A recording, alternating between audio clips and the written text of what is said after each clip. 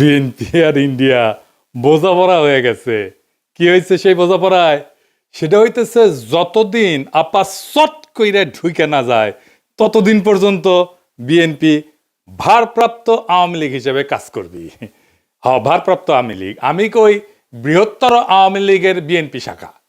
সেই জন্যে Indian media উইঠে পড়ে লাগিয়েছে বিএনপিকে ক্ষমতায় নিয়ে আসতে। ইন্ডিয়ান মিডিয়া খবর দেখে এটা, হ্যাঁ, আনন্দবাজার পত্রিকায় সে লিখিচ্ছে খালেদা পুত্রের সম্বল নয়াদিল্লির বন্ধুত্ব মুক্তিযুদ্ধ। কি লিখেছে সেটাও কালে গুরুত্বপূর্ণ। এনা পড়ে শোনায়, পুরাটা না, কিছু অংশ বিএনপির নেতাকর্মীরা আপনারাও শুনেন। ওটি লিখিচ্ছে মুক্তিযুদ্ধ এবং ভারতকে পুঁজি কইরা প্রায় 1.5 যুগ পরে দেশের মাটিতে পা রাখতে চলেছেন খালেদা জিয়া পুত্র তথা বিএনপির ভারপ্রাপ্ত চেয়ারম্যান তারেক রহমান। নভেম্বরে সমাজ মাধ্যমে তারেক লিখেছিলেন, এখনই দেশে ফেরার বিষয়ে সিদ্ধান্ত নেয়ার সুযোগ তার জন্য অবারিত এবং একক নিয়ন্ত্রণাধীন না। অনেকেরই প্রশ্ন, দিন 15-18 মধ্যে কি এমন হইল যে তিনি দেশে ফেরার ঘোষণা করলেন? বাস্তব হইল, মানে এখানে কইছে কেন দেশে ফেরার ঘোষণা করলেন, এটা কইছে এখানে বাস্তব হইল নয়াদিল্লির সমর্থন অনেকটাই নিশ্চিত করে ফেলেছেন বিএনপির ভারপ্রাপ্ত চেয়ারম্যান। বিদেশ মন্ত্রক সূত্রের খবর, বিদেশ মন্ত্রক মানে পররাষ্ট্র মন্ত্রণালয়, মানে ইন্ডিয়ার পররাষ্ট্র মন্ত্রণালয়, এটা কইছে বিএনপি ক্ষমতায় আসলে ভারত বাংলাদেশের মধ্যে যে চুক্তিগুলো আছে তাতে কোনো প্রভাব পড়বে না এবং বাংলাদেশের মাটিকে কোনো ভারত বিরোধী কাজে ব্যবহার করতে দেওয়া হবে না, এই মর্মে প্রতিশ্রুতি পাওয়া গিয়েছে তারেকের কাছ থেকে। কি মজা! ভারতের গোয়েন্দা সূত্রের বক্তব্য, ঢাকাকে পাশে পেতে নয়াদিল্লিরও দরকার বিএনপিকেই, কারণ কর্মকাণ্ড নিষিদ্ধ হয়, ভোটে লড়তে পারছে না আওয়ামী লীগ। তাই বাংলাদেশে কট্টরপন্থীদের বারবারন্ত আটকাইতে পারে একমাত্র বিএনপি।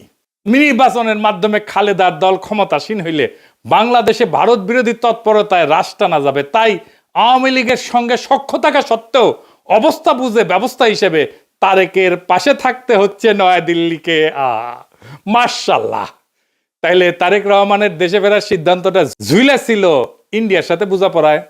আমি নিউজটা বাইর হওয়ার পরে কয়েকদিন দেরি করেছি এপিসোড করতে। আরে ক্ষীণ আশা ছিল যে বিএনপি হয়তো এই সংবাদের প্রতিবাদ জানাবে, জানাইছে, জানায় নাই। তার মানে প্রত্যেকটা শব্দ এই নিউজের সত্য। আর একটা ইন্টারভিউ দেখায় সুবীর নন্দীরা চেনেন তো? উই আসলে রয়ের স্পোক্সম্যান, মাউথপিস। রজা বলতে চায় বাংলাদেশ নিয়ে, তারাই দিয়ে বলায়। সে কি বলতেছে শুনেন। ভারত বাংলাদেশে কোন সরকার চাইবে? খুব সোজা উত্তর আমি তোমায় দিয়ে দিচ্ছি। Awami League is not in election, next best option is BNP, obviously not Jamaat. তারা অলরেডি 50 লাখ লোক নিয়ে জেহার টেয়াদের হুমকি দিচ্ছে। ফলে জামাত অবভিয়াসলি ইন্ডিয়া চাইবে না। অত অনেক কথা, ডিপ্লোম্যাটিক কথা বলে তো লাভ। কানেকশনটা হচ্ছে 71। আমরা একসাথে, আমার সৈন্য এবং মুক্তিযোদ্ধারা রক্ত ঝরিয়েছে, সেই সুবাদে Awami League. This is the historical fact. তো এই জায়গাতে হঠাৎ করে আজকে অন্য কিছু ডাইনামিক্স চলে আসবে, এটা তো আশা করাটাও ভুল। কিন্তু যে গভর্নমেন্ট আসবে তার সাথে ইন্ডিয়াকে তো ডিল করতে হবে। শুনেছেন তো? এইবার আরাটা দেখেন। তারপরে বিএনপি ভারতের পক্ষে এখন যে মুহূর্তে যতগুলো রাজনৈতিক প্রতিষ্ঠান আছে তার মধ্যে বিএনপি সব থেকে বেশি প্রো ইন্ডিয়া স্ট্যান্ড নিতে শুরু করেছে এবং বাণিজ্যের জন্য সহায়তা করবে বলছে। এখন এই অবস্থায় বিএনপির সাথে জামাতদের ঝগড়া হয়ে গেছে এবং জামাতকে তারা অত আসন দিতে চাইছে না। ভারত জামাতকে এই মুহূর্তে চায় না যে জামাত ক্ষমতায় আসুক, বরং বিএনপি ক্ষমতায় এলে ভারতের নিয়ন্ত্রণ করতে সুবিধা হয়। দেখেছেন? কইতেছে বিএনপি সবচেয়ে প্রো ইন্ডিয়া স্ট্যান্ড নিতে শুরু করছে। ইন্ডিয়ান রে কয় কি খুশি। এইটা তো গেল ইন্ডিয়ান মিডিয়ার কথা। দেশে আবার ইন্ডিয়ার 2টা মিডিয়া আছে না, পন্দের আলো আর দিল্লি স্টার। এদের ডাকিছে বিএনপি তারেক রহমানের স্বদেশ প্রত্যাবর্তনের বিষয়ে আলোচনা সবাই। হ্যাঁ, উনি পন্দের আলো যাবি না তা তো হয় না, তাই না? ওই যে কারণ আছে না, কারণ ওইটা গান আছে না, আলু আমার আলু ওগো আলুই ভুবন ভরা। ওরা যেটি দেখে সেটি আলু ছাড়া আর কিছু দেখে না। পুন্দের আলু আর প্রথম আলু। বাঙ্গু বাটপাটদের শিরোমণি মতিউর রহমান কি কইছে শুনেন। আমি ব্যক্তিগতভাবে এটা মনে করি যে দেশে একটা রাজনৈতিক শূন্যতা রয়েছে, চলছে, এটা একটা বিপজ্জনক। আমি সবসময় ভাবতাম বা এখনও মনে করি যে বিএনপির ভারপ্রাপ্ত চেয়ারম্যানের আরেকটু আগে, বেশ একটু আগে যদি আসতে পারতেন তাহলে এক্ষেত্রে হয়তো বিএনপি এবং দেশের মধ্যে একটা ভালো সুবিধাজনক অবস্থা তৈরি হতে পারত। এই মতিউর রহমান এখন তারেক রহমানের পায়ে পড়ে, বিএনপির পায়ে পড়ে, সেই লিখেছিল তারেকের দুর্নীতির বিচার হতে হবে। সেইখানে তারেক রহমানের নিজের স্বাক্ষরিত একটা হলফনামা থেকে উল্লেখ করে কইছিল এই মতিউর রহমান যে তারেক রহমান দুর্নীতি করেছে সেটা সে নিজেই স্বীকার করেছে, এ বাটপারি কইছিল। আবার ওই মামলা থেকে তারেক রহমান খালাস পেলে আবার প্রথম আলোয় লিখেছিল নৈতিকভাবে তারেকও দণ্ডিত, খালাস পেলে কি হয়েছে, তুই নৈতিকভাবে দণ্ডিত, বুঝছাও। আর এখন কয় তারেক রহমান আগে দেশে ফিরলে ভালো হইতো। তো মতি ভাই, আপনি দুর্নীতির বিচার করবেন না তারেকের, নাকি স্যাপ ফেলে স্যাটে নিছেন? ওই নিজেই তার আলপিনে প্রচ্ছদ প্রতিবেদন করেছিল তেলে ডুবে যাচ্ছেন তারেক রহমান, ওই তেল এখন তারেক রহমান কিছু দিচ্ছে, রেখে দিছিল নিজের জন্য।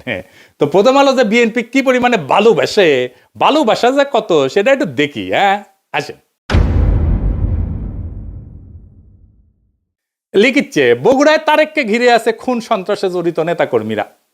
মতিউর রহমান এখন শিওর, এখন আর খুন সন্ত্রাসে জড়িত নেতাকর্মীরা তারেক রহমানকে ঘিরে থাকবে না। গ্রেনেড হামলা মামলা নিয়ে করছে তাজউদ্দিনকে পাকিস্তানে পাঠায় ডিজিএফআই, জানতেন খালেদা। খালেদার সম্মতিতে বসুন্ধরার কাছে 100 কোটি টাকা চাইছিলেন তারেক, জিজ্ঞাসাবাদে বাবর। তো মতি ভাই কয় টাকা দিছে আপনার? সাব্বির খুনের ঘটনা চাপা দিতে আপোস রফা। তারেকের স্বেচ্ছাচারিতার অনেক নজির বগুড়ায়, ওগুলো কি উঠে গেছে? আচ্ছা, তারেক কি হিসাবে বগুড়ায় এত উদ্বোধন স্থাপন করছেন? আরো লাগবে, ওর পায়ে পড়তেও সময় লাগে না, ধাক্কা দিয়ে ফেলাই দিতেও সময় লাগে না। মূল উদ্দেশ্য হচ্ছে টিকে থাকা, যেন তেন প্রকারে টিকে থাকা। তো এইগুলো কি জার্নালিজম, বস্তুনিষ্ঠ সাংবাদিকতা?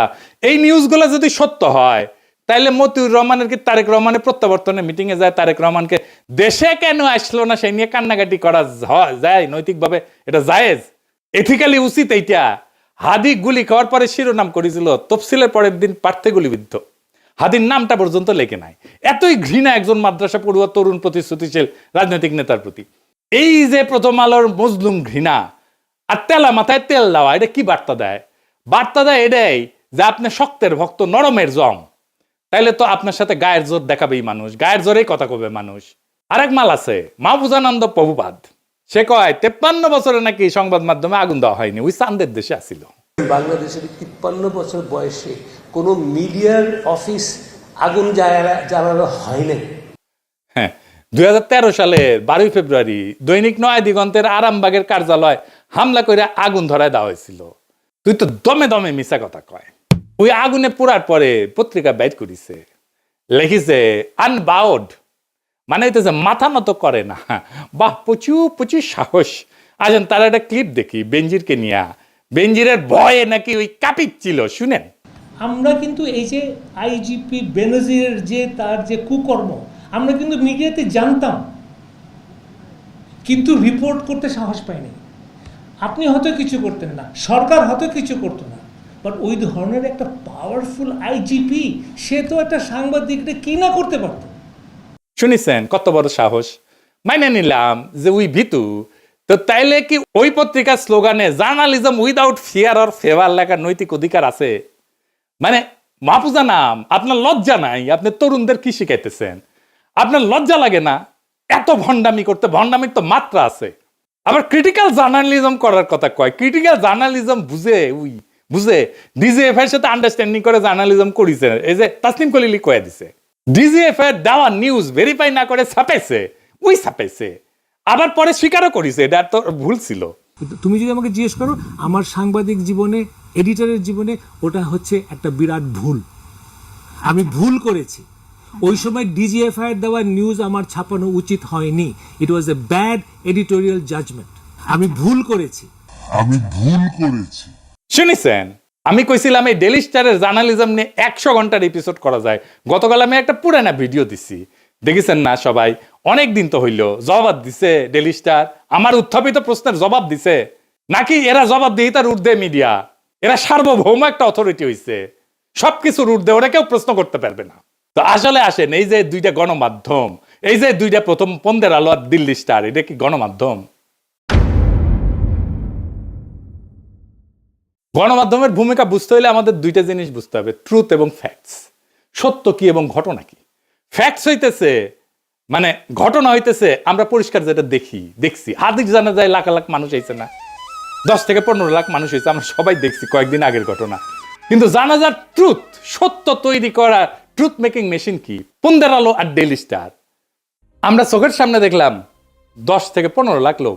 দিল্লি স্টার লিখেছে শয়ে। আজকের ঘটনা যদি ইতিহাসে আদৌ স্থান পায় তাহলে এটা স্থান পাবে পুন্দের আলো দিল্লি স্টারের বিবৃতিতে কি আছে সেটা দিয়া। দিল্লি স্টার লিখছে শত হাজার না, লাখ না, শত ওই যে হাদি না, একজন প্রার্থীকে লিখেছে। এটাই থেকে যাবে ইতিহাসে। আমাদের আবেগ হাদিকে নিয়ে আজকে যে এটা 50 বছর পরে সেটা থাকবে না, কারণ আমরা অনেকেই থাকবো না, অনেকে জানবেই না এই ঘটনা। তখন থাকবে এই পত্রিকার ট্রুথ যেটা লিখেছে ওরা। পুন্দের আলো আর দিল্লি স্টার কোনো মিডিয়া প্রতিষ্ঠান নাই, এগুলো হইতেছে জনগণের যে কর্মকাণ্ড, আমাদের যে পাবলিক রেকর্ড, এগুলোর কাস্টোডিয়ান। আমাদের দৈনিক, আমাদের যে বাস্তবতার উপাখ্যান, এইটা রচনা করে পুন্দের আলো আর দিল্লি স্টার। এটার একটা শক্তিশালী প্ল্যাটফর্ম। তাদের মতো করে যেইটা পুন্দের আলো আর ডেইলি স্টারের নিজের চিন্তার, নিজের জগতের বাইরে, সেটাকে সে বাদ দিয়া দেয়। হাদি নামি আসে না, প্রার্থী হইয়া যায়। শয়ে হয় মিলিয়নের বদলে। এইভাবে সত্য নির্মাণ করে এই মিডিয়াগুলা। সত্য কিন্তু কখনো নিরপেক্ষ না, সত্য সবসময় একটা মতাদর্শিক নির্মাণ। তাইলে পুন্দের আলো আর দিল্লি স্টার কার পক্ষে সত্য নির্মাণ করে, কার স্বার্থ রক্ষা করে, সবাই জানে, সব সুতিয়া জানে। এই প্রশ্নের উত্তর জানে না এরকম কেউ নাই, কিন্তু বলবে না। ও বলতে হইলে তখন এই লোকদেরকেই বলতে হয়। নিকা বসার আগে ইদ্যৎকাল বলে একটা জিনিস আছে, আপনারা ভালো জানেন। তাইলে এই পুন্দের আলো আর দিল্লি স্টারের ভাতার আওয়ামী লীগের সাথে বিচ্ছেদের পরের ইদ্যৎকাল শেষ হওয়ার আগেই বিএনপির সাথে কেন নিকা বসলো? কারণ এই দুইটা পত্রিকায় ফ্যাসিস্ট শক্তির সহযোগী ছিল। এদের বিচার হওয়া উচিত ছিল, গণ আদালতে বিচার হওয়া উচিত ছিল। কিন্তু এদের সম্পদ, এদের কন্ট্রোল, এটা গোপনে বিএনপির কাছে সম্পত্তি হস্তান্তর হবে। বিএনপি সব জায়গায়, সব মিডিয়াতে নিজেদের লোক বসাইছে। কালের কণ্ঠে কে সম্পাদক, বাংলাদেশ প্রতিদিনে কে সম্পাদক, 8 টিভিতে কে শেয়ার নিছে, 71 টিভিতে মালিকানা নিছে কে, সব বিএনপি। নাম কইলাম না আজকের। তারা ভাবিছে নিরাপত্তা দিবি বিএনপি। খারান আইসেনি, আমি না ঘোড়ায় আসবো, ঘোড়ায়। আপনাদের জন্য আসার আমার টাইম নাই। এডিটর সাহেব ঘোড়ার হাসিটা দেন। যাদের প্রোটেকশনের আশায় আছেন তাদের কয়টা ক্লিপ দেখায়। মির্জা আব্বাসরে দেখেন।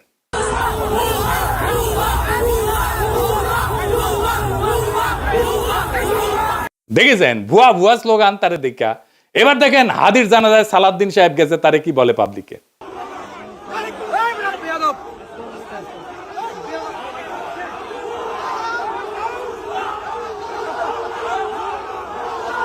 দেখেছেন এটিও ভুয়া স্লোগান। এবার দেখেন ফিরে যেতেছে সালাউদ্দিন, সেটিও দেখেন কি ভুয়া স্লোগান।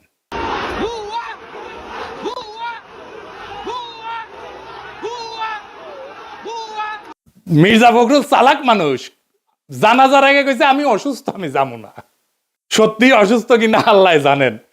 বিএনপি শীর্ষ নেতাদের প্রতি জনগণের অনাস্থা আর অশ্রদ্ধা কোন জায়গায় গেছে দেখেন। এরা ইলেকশনে জিতবে কি মনে হয় আপনাদের? এই অন্তর্বর্তীকালীন সরকার গণমাধ্যমগুলোর ফ্যাসিস্ট ভূমিকা এবং তাদের নেতৃত্ব প্রদানকারী চরিত্রগুলোকে বিচারের আওতায় আনতে ব্যর্থ হয়েছে। শুধু ব্যর্থ হয় নাই, তাদেরকে আশ্রয় দিছে, প্রোটেকশন দিছে, তাদেরকে এম্পাওয়ার করছে। প্রফেসর ইউনূস ডেকে এদের সাথে বসে কথা বলে, সাক্ষাৎকার দেয়। এই কারণেই জনতা শাস্তি দেওয়ার কাজটা নিজেদের হাতে তুলে নিতে বাধ্য হয়েছে। হাদির জানাজা প্রমাণ করছে জুলাইয়ের আগুন নেভে নাই, বিপ্লবী ছাত্র জনতা ঘরে ফিরে যায় নাই। জুলাই বিপ্লবকে এই জন্য হয়েছিল যে এক ফ্যাসিস্ট শাসকের জায়গায় আর একটা ভারপ্রাপ্ত ফ্যাসিজম বসবে। আওয়ামী লীগের জায়গায় ভারপ্রাপ্ত আওয়ামী লীগ হয়ে বসবে বিএনপি, যার গ্যারান্টার হবে নয়াদিল্লি। সেই জন্য তো হয় নাই। কিন্তু বিএনপি কি করলো? তারা বিপ্লবের আগুনকে নেগোসিয়েশনের কয়লায় ফেলে দিল, ক্ষমতার কয়লায় ফেলে দিল। তারা ছাত্র জনতার রক্তকে জিও পলিটিক্যাল কারেন্সি বানালো।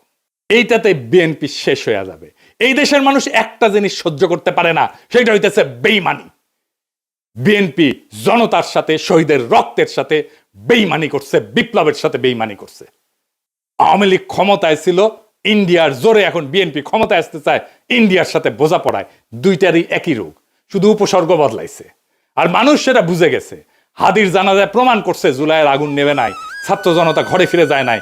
ওরা কাউকে ম্যান্ডেট দেয় নাই, না ভারতকে, না বিএনপিকে, না মিডিয়ার সত্য বানানোর মেশিনকে। এই কারণেই কইতেছি বিএনপির পরাজয় আসবে ভোটের দিন না, পরাজয় শুরু হয়ে গেছে নৈতিক জায়গা থেকে। যেই দল বিপ্লবের সঙ্গে বিশ্বাসঘাতকতা করে সেই দল ক্ষমতায় যাবে না, গেলেও টিকে থাকতে পারবে না। ক্ষমতায় যাক বা না যাক, ইতিহাস তাকে ক্ষমা করবে না। জুলাই কোনো ইন্টারভেল না, জুলাই কোনো সিনেমা না, জুলাই কোনো পিকনিক না, জুলাই কোনো দর কষাকষির বিরতি না। জুলাই ছিল এবং থাকবে ভারতের সাথে বোঝাপড়া আর দেশি ফ্যাসিজম, দুইটার বিরুদ্ধেই জুলাই জিন্দা থাকবে। এই সত্য যতদিন থাকবে ততদিন বিএনপির এই বোঝাপড়াই তাদের সবচেয়ে বড় রাজনৈতিক আত্মঘাতী সিদ্ধান্ত হয়ে থাকবে। পরাজয় শুরু হয়েছে, ওই বিশ্বাসঘাতকতার দিন থেকে পরাজয় শুরু হয়েছে। জুলাই শেষ হয় নাই, জুলাই বিশ্বাসঘাতক কাউকে ক্ষমা করবে না। ইনকিলাব জিন্দাবাদ।